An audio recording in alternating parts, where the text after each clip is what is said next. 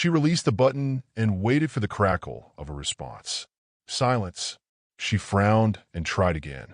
Dispatch, come in. Still nothing. Just static. She cursed under her breath and glanced back at her patrol car. Too far to make a run for it if something went wrong. She was on her own out here. The light on the water bobbed again, and Mallory felt her heart rate spike. It was closer now. Too close. Then, without warning, it began to move, slowly, steadily, gliding across the water as if being carried. Mallory felt the bottom of her stomach drop. There was no boat, no visible source for the light. Just the glow of the lantern moving toward her, cutting through the mist like a specter. Whoever's out there, I'm not messing around, she shouted, her voice trembling. You need to get back to shore now. The light stopped, hovering just above the surface of the water.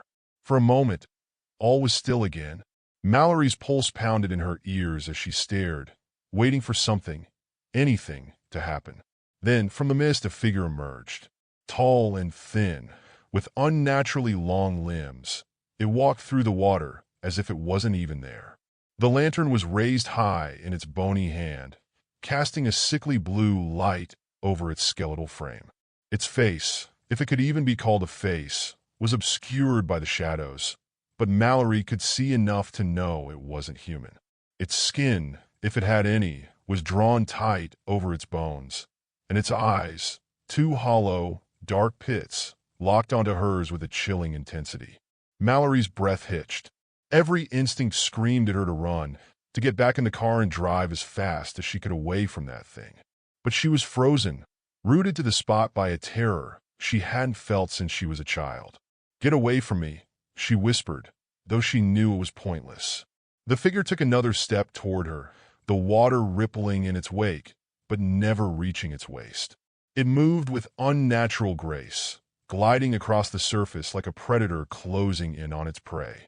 Mallory's hand went to her gun, fingers fumbling to release the safety. She raised it, aiming directly at the figure's chest. Stop, she shouted, her voice cracking. Stop or I'll shoot. The figure paused, its head tilting slightly as if it was listening. Then, slowly, it extended a long, skeletal arm, beckoning her to come closer. Her heart hammered in her chest. Her throat was dry, her hands slick with sweat despite the cold. She squeezed the trigger. The shot rang out, loud and sharp in the quiet night, but the figure didn't flinch. The bullet passed through its chest like smoke, sending ripples across the water. Mallory's stomach twisted in terror. It wasn't real, at least not in any way that mattered. The lantern's flame flickered, burning brighter now, casting sharp shadows across its skeletal face. The hollow eyes bore into her, and for the first time, Mallory saw something, recognition, maybe even amusement, in that soulless gaze. It took another step, and the light grew brighter still, washing over her, chilling her to the bone. Mallory stumbled backward, her boots slipping on the wet rocks at the water's edge. She turned and ran. The woods were dense and dark, the moonlight barely breaking through the thick canopy of trees. Branches tore at her uniform, whipping her face and arms as she crashed through the underbrush, but she didn't stop.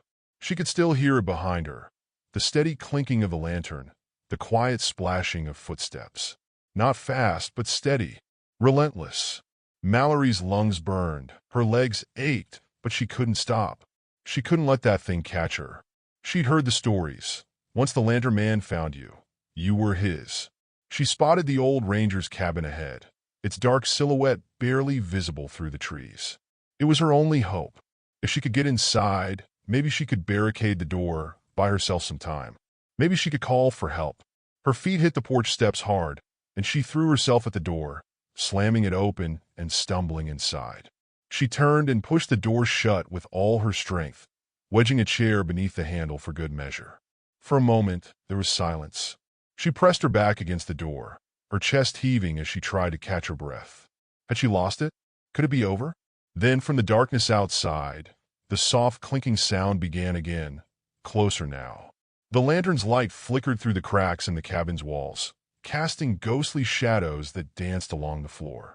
It was here. Mallory's hands shook as she reached for her gun again, though she knew it wouldn't do her any good. The figure appeared in the doorway, the blue flame of the lantern flickering, casting its cold, sickly light into the cabin. The thing that had been following her, the lantern man, was here, its hollow eyes fixed on hers, and it stepped inside, bringing with it the overwhelming cold of death. Mallory backed away, her breath coming in short, panicked gasps. There was no escape. Desperate, she raised her gun once more and fired, this time aiming for the lantern. The bullet struck the glass, shattering it in an explosion of blue light. The world seemed to explode around her, the light burning brighter than the sun, forcing her to shield her eyes. When the light faded, the figure was gone.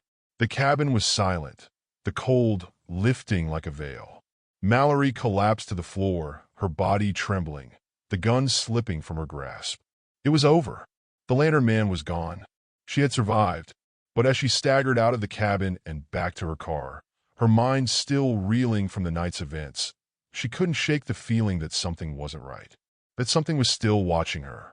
When she reached the parking lot, she froze. There, hanging from the rearview mirror of her patrol car, was the lantern, its blue flame burning as brightly as ever.